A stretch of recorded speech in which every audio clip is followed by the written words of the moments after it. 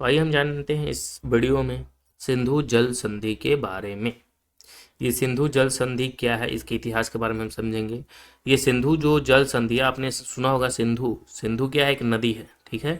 सिंधु क्या है? सिंधु नदी है, ठीक है। और हड़प्पा शहर जो किस नदी किनारे थी? सिंधु नदी के किनारे थी। आपने अगर इंडस सिविलाइजेशन पढ़ा होगा, हड़प्पा सभ्यता पढ़ा होगा, ठीक है, तो उसके बारे में इस नदी का जिक्र सुना होगा, ठीक है। और ये जो है सिंधु जो जल संधि है वो भारत और पाकिस्तान के सीमा पर ये बहती है, ठीक है।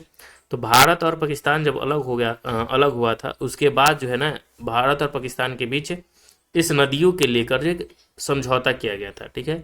ये समझौता कब किया गया था और उस समझौते के बाद जो है हाल फिलहाल में भी ये चर्चा में रहता है, हमेशा जो है इस चर्चा में रहता है, ये विवाद है का, उसके बारे में हम लोग समझने गए। तो देखिए, भारत ने जनवरी 2023 में पाकिस्तान को अपना चौथा नोटिस जारी किया था। जो 2023 की बात हम कर रहे हैं, तो उसमें इसने क्या किया था भारत ने कि नोटिस जारी किया था पाकिस्तान के लिए। ये जो समझौता हुआ था भारत और पाकिस्तान के बीच, सिंधु जल संधि, ये हुआ था 19 सितंबर 1960 को। ये याद रखना है, 19 सितंबर 1960 को ये जो है समझौता हुआ था, ये ध्यान रखना है, ठीक है। तो 1960 में मूल रूप से जो हस्तांतरित सिंधु जल संधि था, उस पर फिर से बातचीत करने की अपनी मांग को बढ़ा दिया गया। इस नवीनतम कदम में अस्थायी सिंधु आयोग जो पीआईसी की सभी बैठकों को तब तक रोकना शामिल है जब तक कि पाकिस्तान चर्चा में शामिल होने के लिए सहमत नहीं हो जाता। लेकिन इसमें जो था क्या कि पाकिस्तान जो है ना सहमत ही नहीं होना चाहता था।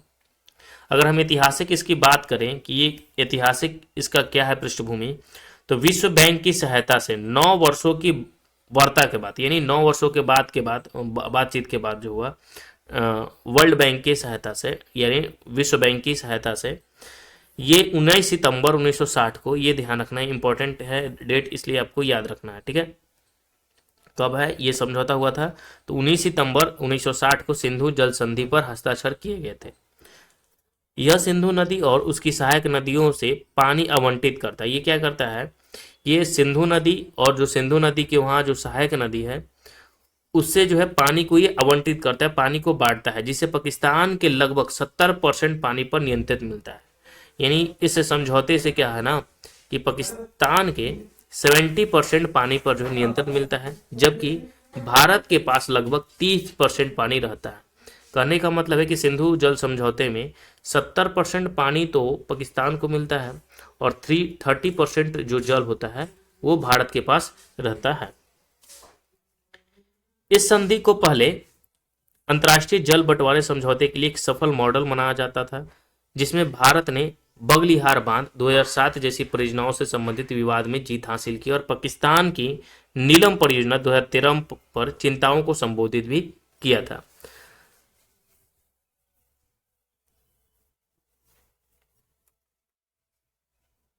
अब देख लेते हैं कि अंतर्देशीय जल संधि के अंतर्गत जल वितरण कैसे होता है। जो अंतर्देशीय जल संधि होता है तो उसके अंतर्गत कैसे होता है, तो देखिए, भारत को 3 पूर्व नदियों का अप्रतिबंधित उपयोग प्राप्त है।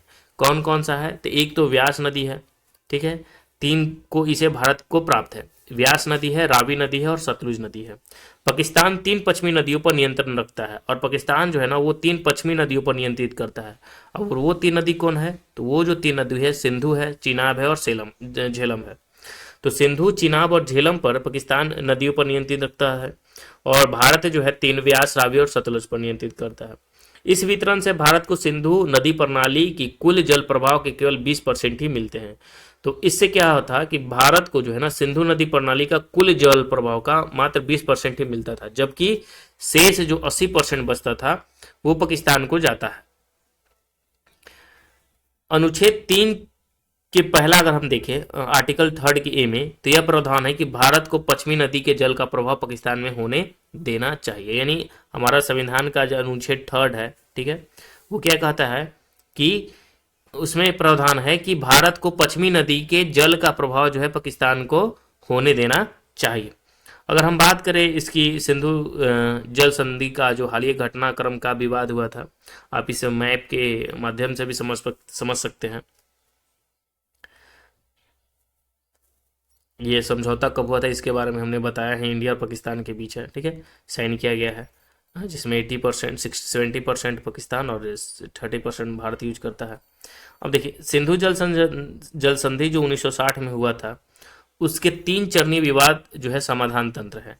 अस्थाई सिंधु आयोग PIC, इसमें क्या हुआ कि विवाद समाधान का पहला स्तर जहां कोई भी पक्ष दूसरे पक्ष को सिंधु नदी के लिए अपनी योजनाओं के बारे में सूचित करता है। फिर दूसरा है तटस्थ विशेषज्ञ, विश्व बैंक की किसी भी मतभेद को सुलझाने के लिए एक तटस्थ जो है ना विशेषज्ञ की नियुक्ति करता है। और मध्यस्थता न्यायालय, यदि कोई भी पक्ष तटस्थ विशेषज्ञ के निर्णय से संतुष्ट नहीं है तो यह संधि की व्याख्या पर विवाद है तो मामला मध्यस्थता न्यायालय में जाता है। और विश्व बैंक मध्यस्थता न्यायालय के अध्यक्ष की नियुक्ति करता है। और ये जो मध्यस्थता न्यायालय है उसकी नियुक्ति कौन करता है? तो विश्व बैंक करता है। जो तटस्थ विशेषज्ञ का निर्णय था उसमें भारत की इस स्थिति को मान्य किया कि संधि के अनुलग्न F के पैराग्राफ 7 के अनुसार उसे भेजे गए 7 प्रश्न उसके अधिकार क्षेत्र में आते हैं। यह भारत के इस लगातार दावे के अनुरूप है कि केवल तटस्थ विशेषज्ञ ही इन मुद्दे पर निर्णय लेने में सक्षम है। यह निर्णय गुण दोषों के चरण की शुरुआत को चिन्हित करता है और विशिष्ट तकनीकी मतभेदों का मूल्यांकन करेगा और अंतिम निर्णय तक ले जाएगा। जैसे आप मैप के माध्यम से समझ सकते हैं, ये जो है किशन गंगा रिवर इधर, ठीक है, यहाँ पे किशन गंगा ये रिवर, ये हमारा जो है ये किशन गंगा रिवर है, ठीक है। वहीं पे उल्लर लेक है, ठीक है, बुल्लर झील है, ठीक है, जम्मू कश्मीर में श्रीनगर में ही, ठीक है। और ये जो इलाका है ये पूरा पाकिस्तान का इलाका है, ठीक है, ये बांदीपुर है वहाँ का। और ये हमारा जो है LOC है। पाकिस्तान ने जो है जल विद्युत परियोजनाओं पर आपत्ति जताई। इसने क्या किया कि जल विद्युत जो परियोजनाएं थी भारत की उस पर आपत्ति जनाई। यानी किशनगंज जल विद्युत परियोजना जो है ना वो 330 मेगावाट का वहां पे है, ठीक है, जम्मू कश्मीर में। तो उस पर इसने क्या किया है ना कि जो है आपत्ति जताई थी। और यह बांदीपुरा जो जम्मू कश्मीर में एक रन ऑफ द रिवर परियोजना है वहां की। और किशन गंगा नदी झेलम की एक सहायक नदी है। और ये जो किशन गंगा नदी है वो झेलम की सहायक नदी है। आप ये जो नदी दिखे है मैप में, ये जो है झेलम की सहायक नदी है। और इसके लिए किशन गंगा नदी के पानी को सुरंग के माध्यम से विद्युत संयंत्र तक ले जाना आवश्यक होता है। फिर अगर हम बात करते हैं कि जो रैटल HE परियोजना जो है वो कितने की है, तो वो 880 मेगावाट का है। यह जम्मू और कश्मीर के किश्तवाड़ा जिले में एक नदी आधारित जल विद्युत परियोजना भी है। इसका निर्माण जो है चिनाब नदी पर किया गया है। कुछ चल रहे विवाद में जैसे जल विद्युत परियोजनाएं, जैसे विवाद है जम्मू और कश्मीर में 2 जल विद्युत परियोजनाओं पर केंद्रित है। एक तो किशन गंगा नदी है जो झेलम की सहायक नदी है, और एक किशन गंगा जल विद्युत परियोजना है यहीं पे। फिर चिनाब नदी पर है रतले HEP, इस पे भी है जो है विवाद है वहां पे। तो इसमें पाकिस्तान की जो आपत्ति है क्या है, पाकिस्तान कहता है कि इन परियोजनाओं की जो डिजाइन है विशेषताओं पर आपत्ति जताते हुए वो दावा करता है हमेशा, और यह सिंधु जल संधि का उल्लंघन करती है, वो इसका काम कहना है। और हालांकि ये परियोजनाएं नदी के प्रभाव को महत्वपूर्ण रूप से बाधित नहीं करता है, लेकिन पाकिस्तान का तर्क है कि ये जल उपलब्धता को प्रभावित करता है। यानी ये जो बना हुआ है डैम है, ठीक है, वहां पे जो जल विद्युत परियोजना है चलता है, एक तो झेलम की सहायक नदी पर जो किशन गंगा है और एक चिनाब नदी है, ठीक है। तो वो कहता है कि जो सिंधु जल संधि किया गया है उसका जो है ना ये क्या करता है, उल्लंघन करता है उस संधि का, ठीक है। लेकिन ये सच्चाई नहीं है, क्या है कि उससे कोई जो है फर्क नहीं पड़ता है उस संधि को, ठीक है। लेकिन वो कहता है कि ये पानी के प्रभाव को ये करता है, कम करता है। जैसे उनका ये तर्क रहता है, पाकिस्तान का हमेशा तर्क रहता है, वो कभी ना आई। और इसलिए जो है तटस्थ विशेषज्ञ की नियुक्ति 2015 में पाकिस्तान ने अपनी तकनीकी आपत्तियों के समाधान के लिए एक तटस्थ विशेषज्ञ की नियुक्ति का अनुरोध भी किया था, लेकिन बाद में अस्थायी मध्यस्थता न्यायालय PCA द्वारा निर्णय के पक्ष में इस अनुरोध को वापस ले लिया गया। भारत ने इस मामले को किसी तटस्थ विशेषज्ञ को सौंपने पर भी जोर दिया है। अगर हम बात करें ये जो नवीनतम सूचना मिला है भारत की, वो क्या है, 30 अगस्त 2024 की सूचना है। उसने जारी किया एक औपचारिक नोटिस जिसमें भारत ने मौलिक और अप्रत्याशित परिवर्तनों का हवाला दिया, जिससे अनुच्छेद 12 के 3 के तहत संधि दायित्वों का पुनः मूल्यांकन आवश्यक हो गया है। और यह अनुच्छेद वापसी सहमति से संशोधन की अनुमति भी देता है। इसमें कुछ चिंताएं भी है। जैसे चिंताएं की अगर हम बात करें तो जनसांख्यिकी में परिवर्तन, जलवायु परिवर्तन में पर्यावरणीय मुद्दे और गंभीर हो गए हैं। उत्सर्जन लक्ष्यों को पूरा करने के लिए स्वच्छ ऊर्जा विकास की आवश्यकता है। और जारी सीमा पर आतंकवाद राष्ट्रीय सुरक्षा को प्रभावित कर रहा है, जिसके कारण ये हो सकता है कि वापस लिया जा सकता है। फिर राजनीतिक गतिशीलता भी है, जिसके कारण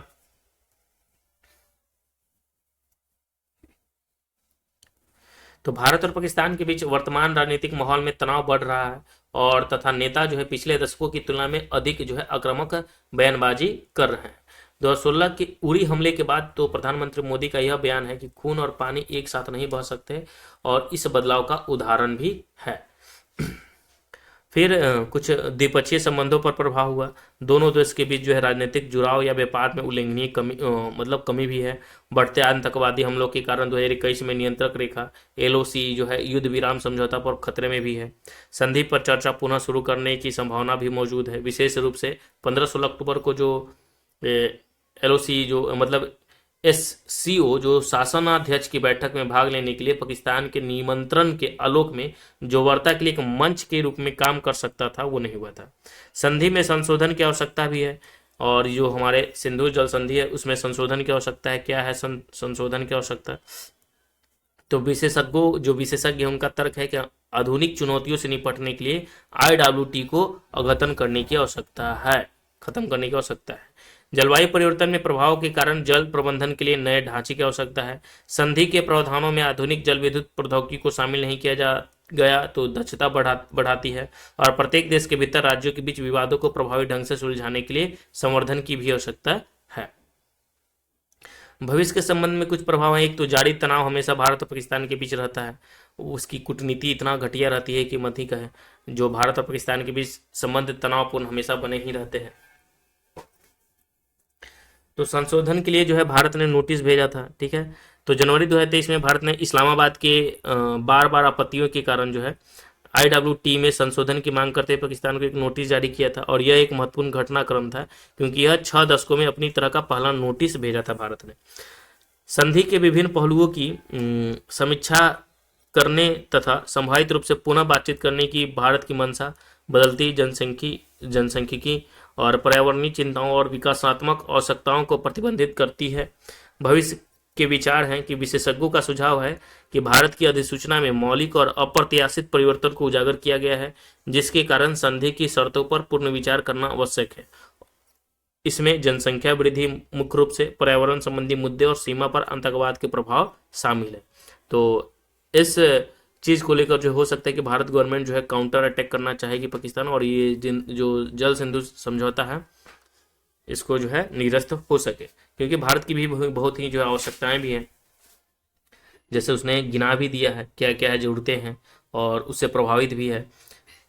सिंधु जल संधि से संबंधित कुछ प्रश्न। एक तो सबसे पहले आपसे प्रश्न पूछेगा कि जो सिंधु जल संधि हुआ था वो क्या है। तो देखिए, सिंधु जल संधि जो है वो 1960 में हुआ था, भारत और पाकिस्तान के बीच हुआ था ये जल संधि, जो सिंधु नदी प्रणाली की नदियों की पानी के बंटवारों को नियंत्रित करता है और इस संधि में विश्व बैंक ने मध्यस्थता की थी।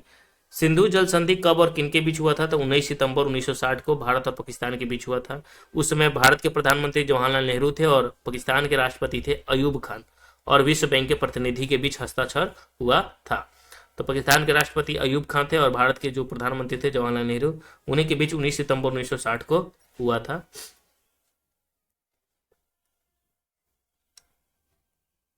थर्ड है क्वेश्चन कि सिंधु जल संधि किन नदियों पर लागू होता है। तो एक तो है सिंधु जल संधि, एक तो पूर्वी नदी है, पूर्वी नदी रावी, व्यास और सतलुज, और पश्चिमी नदी है सिंधु, झेलम और चिनाब, इस पे जो है लागू होता है। सिंधु जल संधि का मुख्य उद्देश्य क्या है? तो इस संधि का उद्देश्य भारत और पाकिस्तान के बीच नदियों के पानी का शांतिपूर्ण वितरण सुनिश्चित करता है ताकि जल संसाधनों का उपयोग सिंचाई, बिजली उत्पादन और अन्य उद्देश्यों के लिए किया जा सके। सिंधु जल संधि क्यों महत्वपूर्ण है? तो यह भारत और पाकिस्तान के बीच जल वितरण का एक सफल जो है उदाहरण है। यह दोनों देशों में लाखों लोगों के लिए कृषि, बिजली उत्पादन और पेयजल का प्रमुख स्रोत है। यह संधि जल संसाधन प्रबंधन में वैश्विक स्तर पर एक मॉडल भी मानी जाती है। तो हमने जो है सिंधु जल संधि जो विवाद है उसके बारे में भी समझा, इसके इतिहास के बारे में समझा। तो अगर वीडियो पसंद आए तो वीडियो को लाइक और चैनल को सब्सक्राइब कर दीजिएगा। इसी तरह जो हम रोज इंपॉर्टेंट वीडियो के साथ आते हैं। तो जय हिंद, जय भारत, जय श्री कृष्ण, राधे राधे।